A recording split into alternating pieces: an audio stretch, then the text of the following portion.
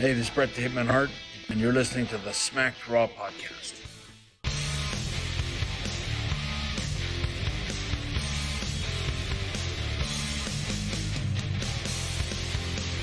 What? Okay, well, has this always been a thing? Where have I been? What's going on, everyone? Welcome to the Smacked Raw podcast, brought to you live here on twitch.tv/putting you over. You can always find any of our live recaps on youtube.com/smacked raw podcast. Don't forget to hit that like, subscribe, and notification bell anytime you miss a live stream. If you're ever interested in watching an NXT stream, though, that's shot on Wednesdays on twitch.tv/smacked raw podcast. But yeah, thank you guys for joining the show. How's everybody doing tonight? Hope you guys are staying warm. I don't know how the weather is everywhere else, but down south, winter is rearing its ugly head going into spring tomorrow. Oh man, yeah, it's pretty frigid down here. But we're going to be talking Friday Night SmackDown, the go-home show for Fastlane, which was okay. It was okay. It's got its bits here and there. I'll go ahead and make sure to cover them. I gotta say though, I'm not gonna lie. I don't know how WWE manages to do it, but between the announcements and the actual match build, I am becoming less and less excited for WrestleMania. However, it's not all doom and gloom. They've actually made a couple things to get me excited. It's a mixed bag, and I'll cover it. But once again, I do want to thank you guys. My name is Kyle Tyson, and if you do get a chance, head over to WrestlingNewsWorld.com. Go ahead and bookmark that page. Support the writers. A lot of hardworking people over there. They let us throw our podcast over there, and we're really grateful for it. So thank you, and help those guys out. What's going on, Get Your Podcast? Oh, man. SmackDown.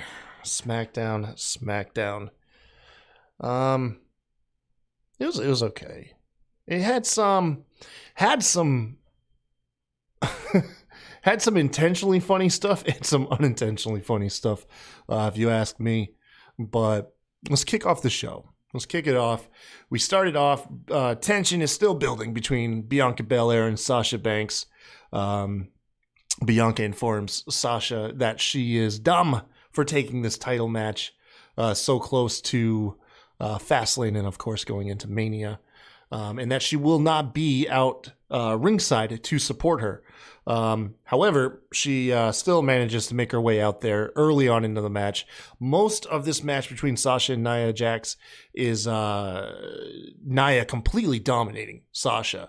There was a crazy spot where Nia's got Sasha in a stretch muffler, and pendulum swings Sasha headfirst into the turnbuckle. Sasha hit very hard. It was quite a spot, honestly, to watch. It was pretty nuts. The match came to an end when Shayna Baszler came in and accidentally kicked Nia in the head while the ref was distracted, allowing Sasha Banks to pick up the win. All in all, what was the point of this match? I mean, the only thing I think it accomplished was it's showing some level of dissension between Nia and Shayna. Backstage, Shayna later tries to apologize. Nia says, "What are you going to do about it?" And so she says she'll challenge Bianca Belair today and kick her in the head. So that botch that Shayna had with Asuka, knocking her teeth out, has now become part of her active arsenal, which I'm not mad at. I mean, a good soccer kick will lay anyone out. I don't know, man. What's going on with the women in this whole thing, man? Sasha and Bianca, I could be less excited for their match now. Like, I'm not gonna care about the match until the ring bell, like the bell rings, excuse me. And then I'll probably be into it. I'll probably be into it at that point. But everything they're doing, just their whole feud built off of who's better. Like, I don't know how to explain it. It's just rubbing me the wrong way. But it is what it is. I'm sure it'll be a great match, and who knows, maybe WWE will pick up on the disinterest from the fans and maybe prolong this feud to like SummerSlam or something where they can get proper build or something. I don't know. But up next, interview with Edge. He says he wants to be the special guest enforcer in Daniel Bryan's match because Daniel Bryan deserves a fair chance. Even though he hit me with a running knee, he said, honestly, in the same situation, I would have done the same thing. He goes on to say that Jey Uso can be great if he gets out of Roman's shadow. But while he remains in that shadow, only trouble will come his way. And tonight, Edge is trouble. It was all right. Then the official announcement. How you guys feeling about this? They announced that hosting WrestleMania will be Hulk Hogan and Titus O'Neil. I'm wondering, I doubt they're going to be co-hosting the same show. I have a feeling that Hogan will host one night while Titus hosts the second night. At least that's kind of how I'm getting it. I don't know. What do you guys think? You really think they're going to put Hogan and Titus next to each other? There's obviously a lot of controversy and honestly, genuine disinterest also. You have the controversy with Hogan. Everybody's aware. You know, the comments he made. He's essentially a large population is going to label him a racist for the rest of his life. I mean, the man couldn't even properly apologize for what he did. It's terrible, and you can tell that he's lost the respect and admiration from a ton of his peers and fans alike. Even that all aside, man, I could give a shit about Hogan anyways hosting. What's he bring to the table entertaining wise in 2021? How many fans of pro wrestling from the 80s that watched Hogan are still watching to this day religiously? I mean, do you think they outnumber the new fans that have been picked up through the Attitude Era, Ruthless Aggression Era? Do you think that it's the Golden Age fans that are really the ones tuning in, shelling out the big bucks to subscribe to Peacock? I don't know, man. The racist shit aside, like, I could care less about Hogan being on TV, man. The racist shit aside, it's just a played out joke, in my opinion. You know, is just he rolls out any chance you get to have a legend on screen. I mean, the man is, I don't know. Could care less. I feel bad for Titus. Titus is going to have to do promotion where he's going to have to act excited that he has to work with Hogan when, you know, like, he probably isn't. I saw on tonight he was liking tweets of the criticism of the booking of Hogan. You know, I feel bad for Titus in this situation. And I feel bad because it sounds like if you go by the temperature, at least on Twitter, it sounds like a lot of people want Bayley. She's not doing anything as of right now for Mania. Want Bayley out there. I saw some cool scenarios. Have Bayley and Peyton Royce. It'd be entertaining as hell, man. I'll take that. Oh, man. I don't know. They could do better, though. They could do better. Rollins comes out. He's in another great suit. God damn, Rollins is... I wonder how much money that guy spends on those suits. You know, I'm sure WWE, they ain't the ones shelling out the money for that. That's got to come out of Rollins' wallet. You know, he comes out. He's a fantastic suit. He comes out, claims Cesaro is jealous. That's the motivating factor for Cesaro is jealousy, because Rollins, although both of them are great, Rollins is able to actually achieve his potential and tap into it, whereas Cesaro has always just failed to break the glass ceiling. He mocks him being disoriented from the stomps last week. Out comes Nakamura, tells Rollins to shut up as the promo went too long. And they begin to brawl. Rollins retreats. He gets taunted back into the ring, eats a Kinshasa for his trouble. Rollins, through all of this, very tired of being embarrassed. I want to say I saw that this will be a match at Fastlane. I want to say that I saw that. It'd probably be on the kickoff show, to be fair. I'm cool for it, though. Hopefully, Nakamura continues to get pushed, man. Nakamura is a fantastic talent and one guy that, we don't really take into consideration. But, I mean, we probably don't have the longest time left with the man. It's not like he's going to stick around WWE for another decade. We've probably only got a good couple more years with him. In the twilight years, unless you're very lucky, you usually fade to the back in your twilight years. Not many wrestlers go out with a bang. Not many wrestlers go out like Stone Cold, having a match at Mania, and riding off into a sunset. A lot of the time you wind up like Big Show. Although Big Show's not officially retired, but I mean, just sitting in the back year after year, being rolled out for random occasions, So appreciate Nakamura while we got him, and then, hopefully they'll do more with him. Saw this. It's announced Eric Bischoff's Hall of Fame. Interesting, man. Interesting. I saw a lot of people very happy he's in the Hall of Fame. I think, it's comes to no surprise to me that he's inducted. But I see this narrative being spun. Bischoff, who was just on AEW's television not long ago, being inducted, which, it's not like he's an active roster member. Dude just shows up, does a bit for like 2 minutes, and he's off, man. Good for the guy.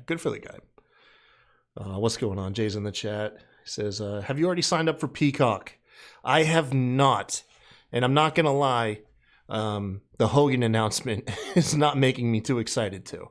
But of course I have to. I got to watch wrestling. I do this, for a living. Yeah, of course. I'll be signing up soon. Don't know when. I'm going to put it off probably till like they shut down the network, and then I'll be like, shit. And then go ahead and get it. I'm wondering at like just how well it's going to work compared to the network. Like we already heard that we're not going to have access to the full library. D-Bat Kinson 1981. What Hogan announcement? He's hosting Mania. Man. Yeah, he's going to be hosting Mania. A lot of people upset. They have a right to be. I'm kind of upset. I'm not like flipping out, but definitely doesn't make me get excited to go off and watch it. If anything, I'm going to tune the fuck out every time Hogan's on TV. I don't know. It'd be cool. Hogan comes out first night of Mania, first promo, and then Bobby Lashley comes out, puts him in the Hurt Lock. Boom, Hogan's out both nights. That's it. Be fucking fantastic. Hurt Business beats him down. Piece of shit. Fucking love it, man. Oh, I'd love it. It'd be so good. The internet would fucking love it, dude. Oh my God, what a treat for the goddamn internet. And then Titus O'Neil takes over for the rest of the 2 days. That's it. Fucking book it. Hell yeah. I'd love that stuff. Oh man. What's going on here? We got the tag match, Dominic and Rey Mysterio taking on former champs in the Street Profits, while Dolph Ziggler and Robert Roode, the Dirty Dogs, are sitting on commentary. This match went fairly quick. It went actually really quick. At one point, it looks like Street Profits are setting Dominic up for, I think, like a doomsday device. Dominic is on Dawkins' shoulders. Montez Ford is on the top rope. It looked like they're about to clothesline or drop kick him off. Ray slides through Dawkins' legs, ends up taking out Montez Ford, and then Dominic does a Hurricanrana pin on Dawkins, picking up the clean victory. The Mysterios now have a very, very clean victory over one of the longest running tag team champions in recent years. Surely it'll probably lead to nothing, but it's a nice little feather in their cap. After the match, Alpha Academy comes out. Chad Gable's taunting them. Dominic and Ray drop kick, and we cut to commercial. So we know what this leads to, an impromptu tag match. Otis spends a ton of time beating up Rey Mysterio. That seems to be the dynamic of these tag matches, is Otis just dominating Rey. Dominic gets a good hot tag. Dominic once again proves he's incredibly good in the ring. Him and Chad Gable have a hell of good chemistry. And it's I want to see these guys actually have a full length match between the two. Dominic proves that he's actually quite innovative in the ring too. I've already seen him pull off several maneuvers, unique that I personally have not seen before. So that's always nice. Dominic goes to at one point hit a 619 onto Gable. Gable counters it, ends up getting a rolling German suplex, and then Otis hits the second rope splash across the ring for the win. So yeah, got all 4 tag teams out. It's probably going to result in a I don't know. Like, all 4 tag teams seem to be intermingling so much that I'm thinking it will be a multi-tag match for these belts at Mania. That's the only thing I can see. I don't see this really dissolving into a feud just between 2 of the teams. What's going on in the chat? If it crashes, Peacock is fucked. Says, no, I haven't watched wrestling since Wednesday. Well, I mean, this is the first show since Wednesday. Hogan's going to win the 24/7 title. Jay, cut that out. Jump off something like 10 foot like Gronkowski. You can get Peacock cheap up to Sunday. Watch it through July. I'm not even worried about the cost of Peacock. It's the same as the network, $9.99, for the no commercials, because I'm not going to pay and have commercials. So then I'll have all of, like, what is it, NBC's library and stuff, or whatever network. Yeah, it's NBC, right? I think so. Anyways, yeah, I'll pay for it. I just hope the network works okay on it, man. That's the only thing that makes me nervous, is they're not integrating the network. They're integrating the library and using their app to utilize it, which means if they don't have a robust search engine, if they don't have reliable servers, then the shit can flop in a heartbeat, man. But I haven't done any research, so this is just things I'm thinking of that could go wrong. I'll take a drink.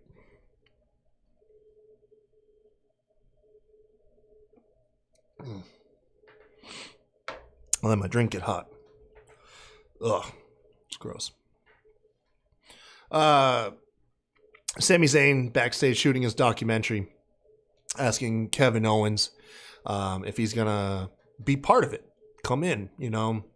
Tries to hype it up that on social media, him and Logan Paul have talked, and he talks about the potential amount of viewers Logan Paul could bring to the documentary.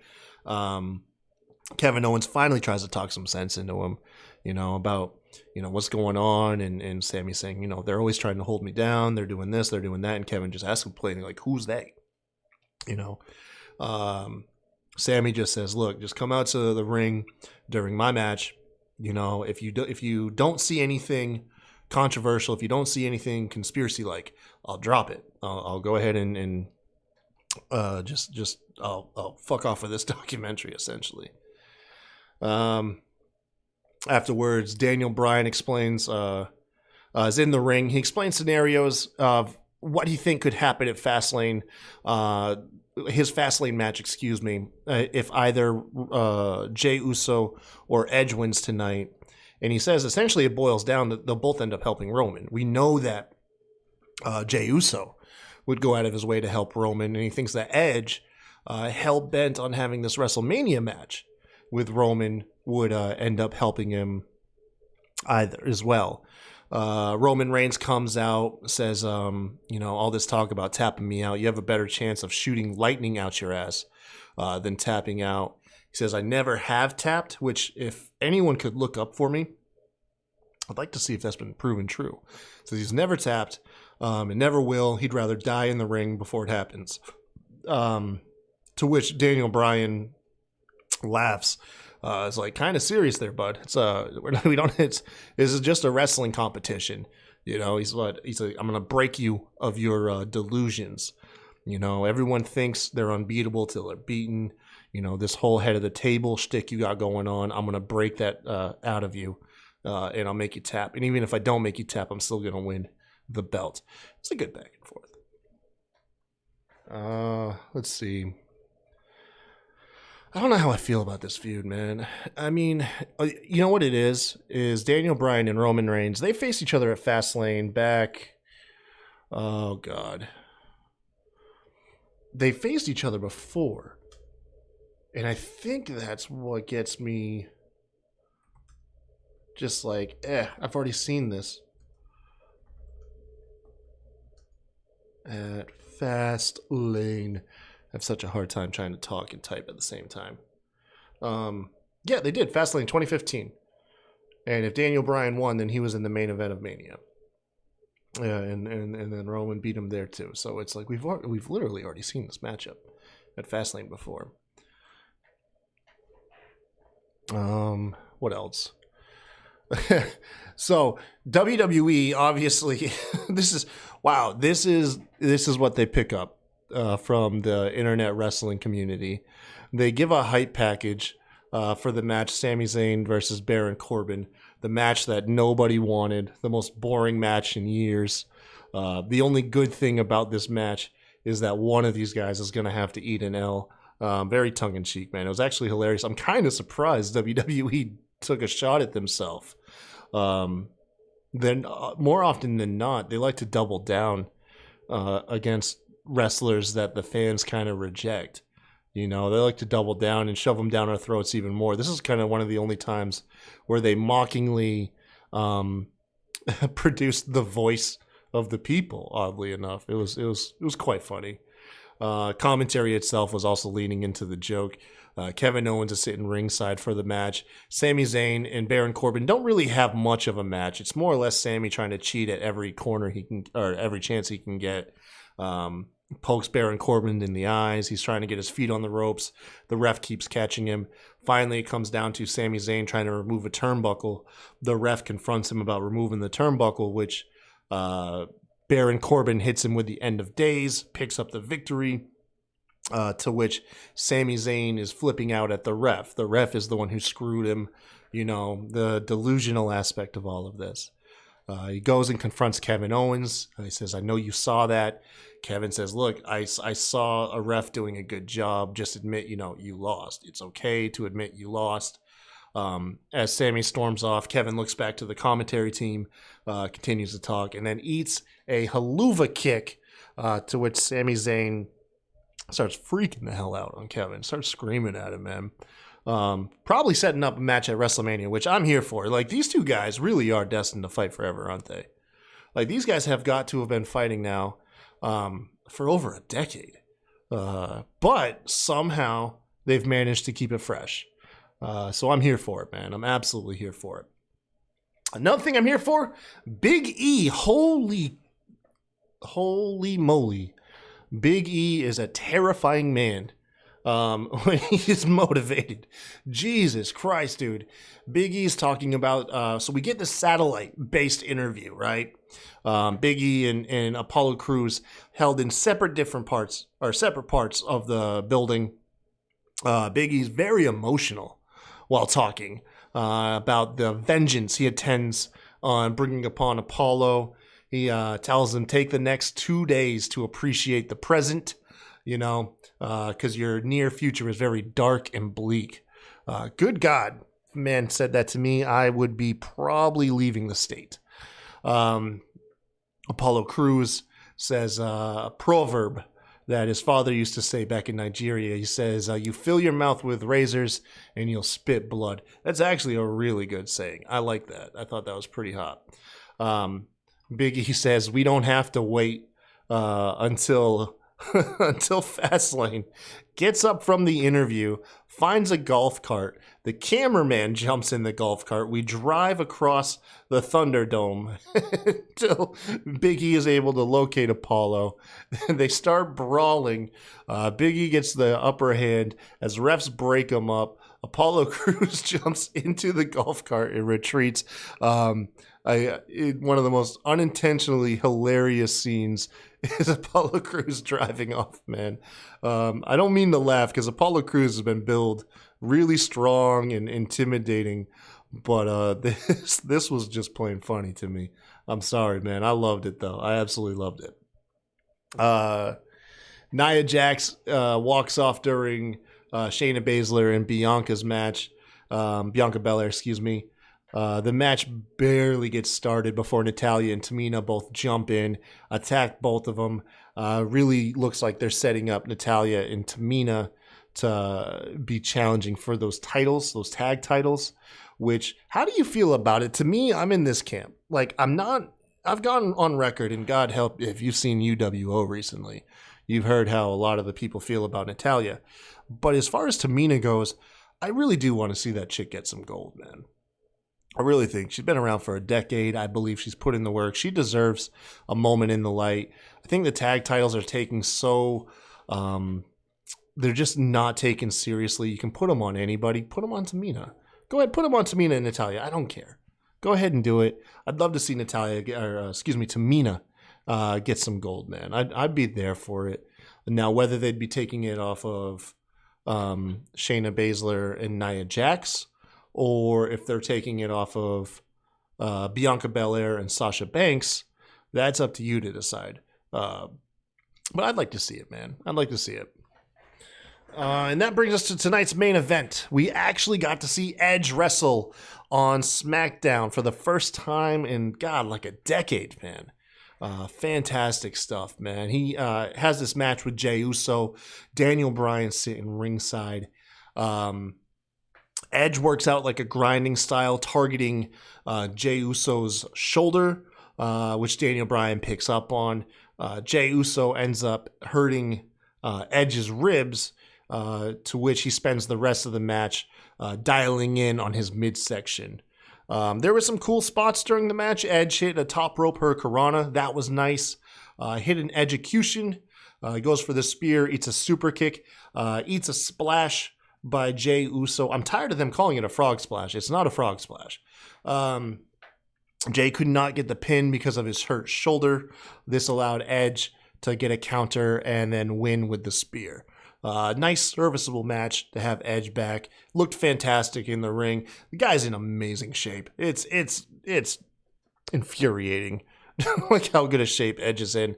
After the match, Roman Reigns hits a spear, tells Bryan to come in and try and tap him out. As Bryan's trying to enter the ring, Jey Uso jumps him. Roman Reigns hit the spear. SmackDown goes off the air. For a go-home show, I guess it did tick all the boxes you need to tick. You know, you got guys getting their hands on each other before their pay-per-view match. It was actually did have a bit of wrestling in there. Usually go-home shows don't have the most wrestling. In some cases, like a laughable amount of wrestling, or lacking amount, rather. But it was all right, man. It was okay. I was supposed to have predictions done up today, but my co-host was unable to make it. They actually had the predictions, so I think we'll just throw them up on Twitter. We might do a predictions video tomorrow, so stay tuned for that. Otherwise, we'll catch you guys Sunday for WWE Fastlane. I'll be hosting. I think we might be able to get Sebastian on the show. He says he's good for pay-per-view, so we'll have to check it out. Try to get Sebastian back on the show. But we'll go ahead and catch you guys on Sunday. If you could, one thing you could do to help us out is head on over to patreon.com/SmackDrawPodcast. Subscribe to the channel. We got a whole bunch of reward tiers over there. We appreciate all the help that we get and all of our current patrons. Also, for the video, don't forget to like, share, and subscribe. All that stuff. You know it by now. So until the next time, you guys, thank you, and y'all have a good one.